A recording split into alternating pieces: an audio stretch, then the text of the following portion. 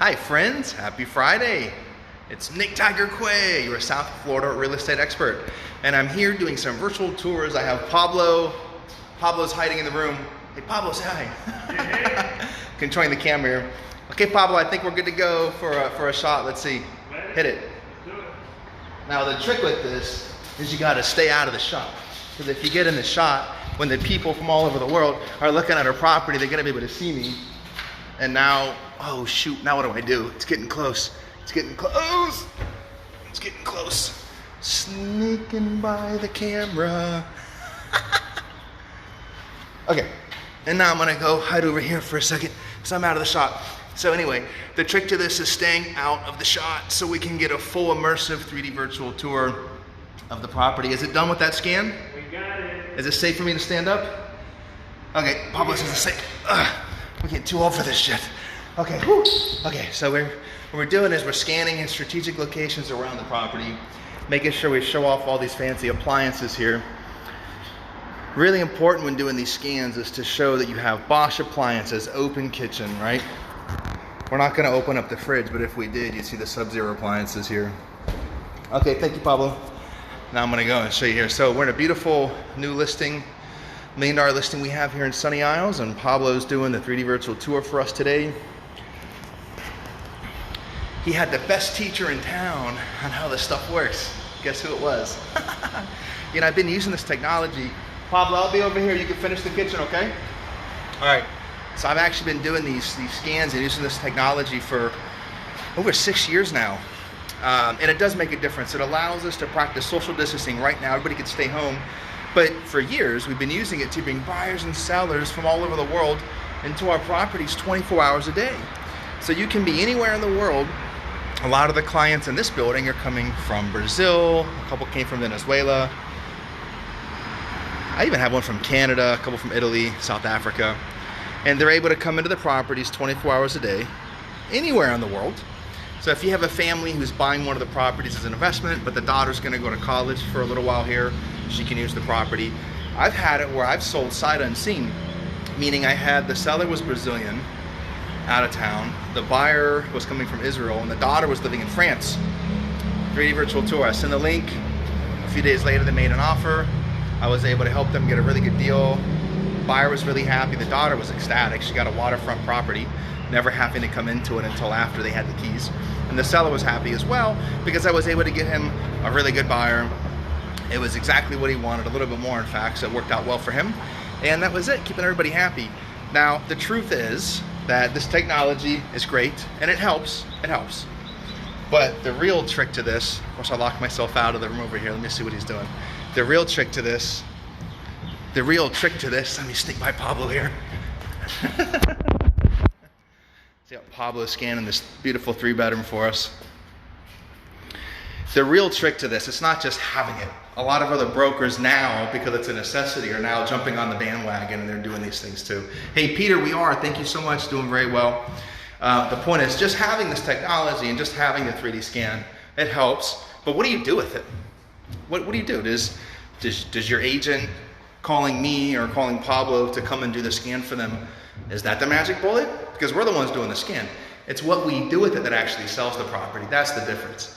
What we do, Bill, what's going on, Bill listener? How you doing, man? So what we actually do with the technology and how we utilize it and the conversations we have, some noise coming from over there. The conversations we have and how we position it is really what sells the property, not just having it. You can have a website for a property, which I have for all of mine, but if you don't send traffic to it and you don't use it, and you don't use it as a tool, and you just have it there to say you have it, it doesn't actually do anything for you. It does nothing. Because Google is not going to favor your website just because it's called Best Property in Sunny Isles Beach.com 47573, because you know you're not getting the main domain. Anyway, my point is, all the stuff we're dealing with right now, it is affecting values.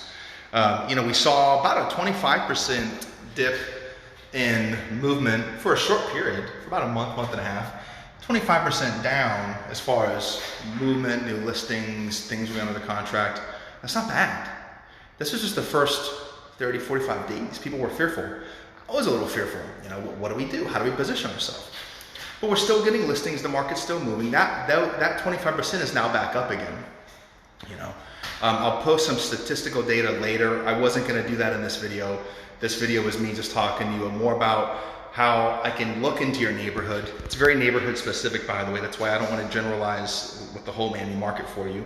If you have a single family home in Miami Shores where the best school districts are, or Weston, or Pinecrest is a grade A school districts, even Bay Harbor, Surfside, your property value differences in how the state new rules and regulations, and even how the commercial businesses are being shut down, non-essential businesses, that will affect you much differently in a single family home neighborhood with schools that have the school district there than, let's say, this area here, part of Sunny Isles, it is all condos.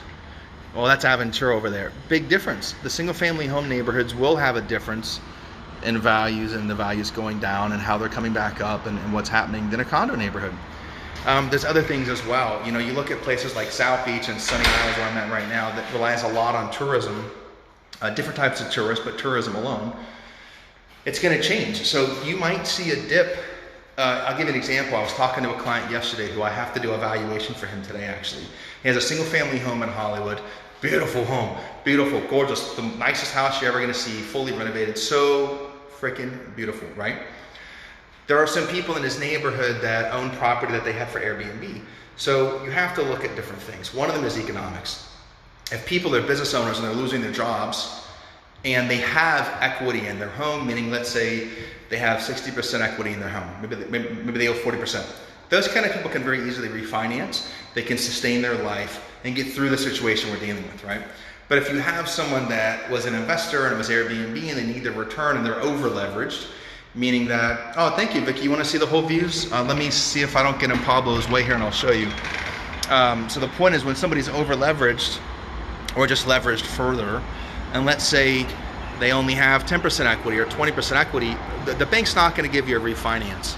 You know, the refinancing is basically them saying, hey, we see a value here in your home, and we believe your home's worth, let's say, $1 million. We're going to give you up to 80% of that value.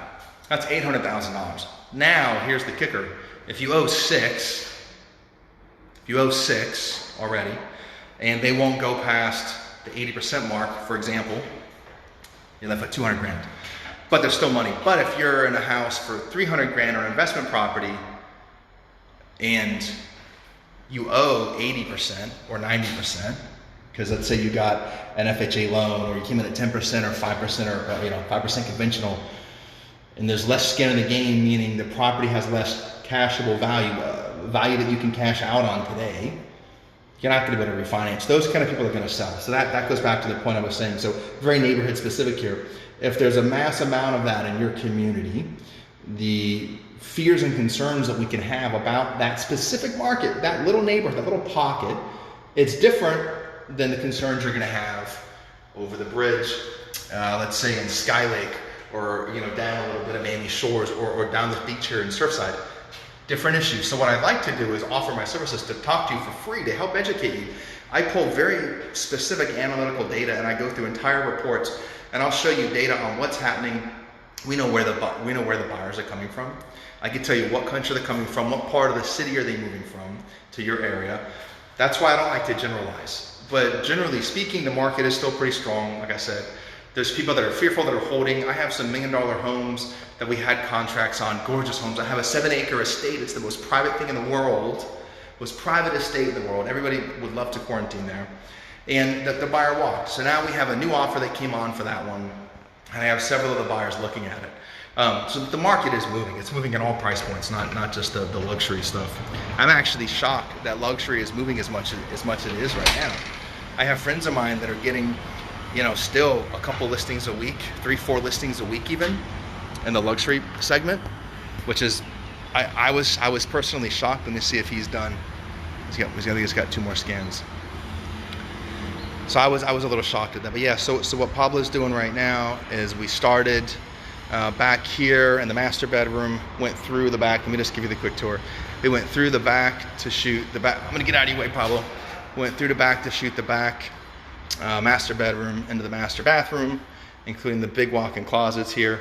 And then he goes around the property So then, we really have to think of the flow when you do it. Now he's shooting, front 2 bedrooms are done. Now he's shooting the last bedroom in the other corner, which could be an office, and there's a 4th bathroom over there too.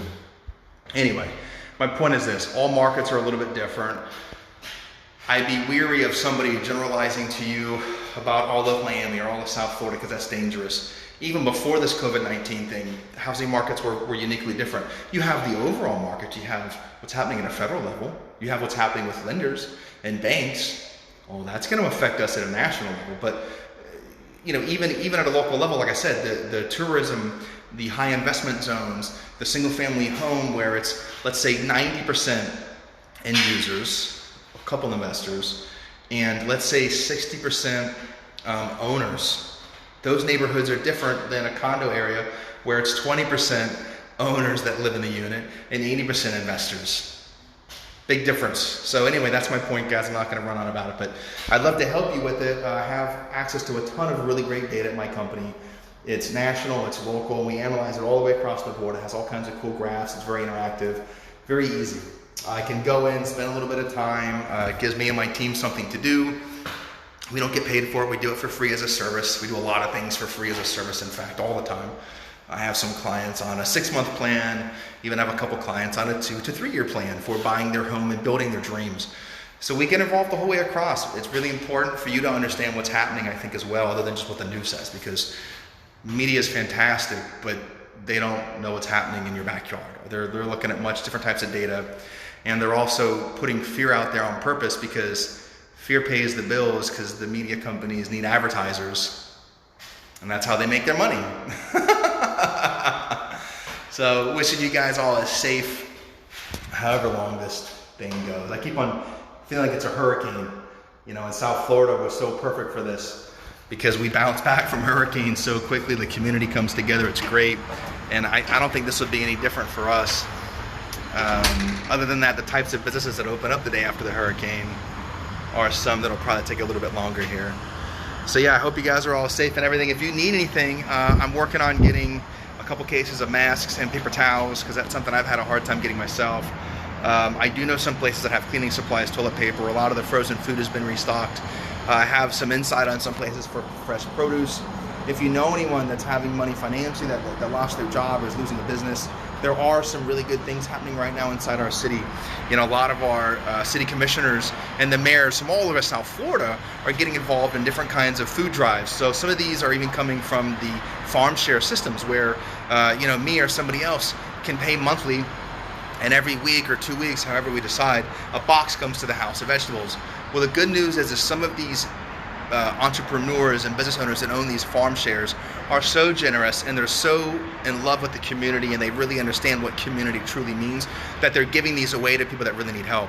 So they're giving away, at some locations, 100 boxes a day. Some are giving away 200 a day, and they're including things like toilet paper, wet wipes, things for kids. If you have a pet, you put a P on your window. You draw a P on your window, and they'll give you a pet box. I can give you the address and locations if you know anyone that needs it. You drive by in a vehicle with the trunk open, your windows closed, social distancing, and there's an application process. You fill out a questionnaire at the beginning. They take it back and you qualify, you stay in line, and when it's your turn, they come and they fill your trunk, they give you the food and the stuff that you guys need, and they send you on your way, and it helps your family for multiple days, if not a week at a time. So I'm very happy to see our city doing things like this. If you know of anything like this in other areas in Broward, I'd love to know, just so I can help support that and promote it as well. They are being kind of strict on volunteers, but getting the information out there, I think, is key. I've picked up some product and dropped it off on doors for people. I know some people that are a lot older that have to worry a lot more about contact.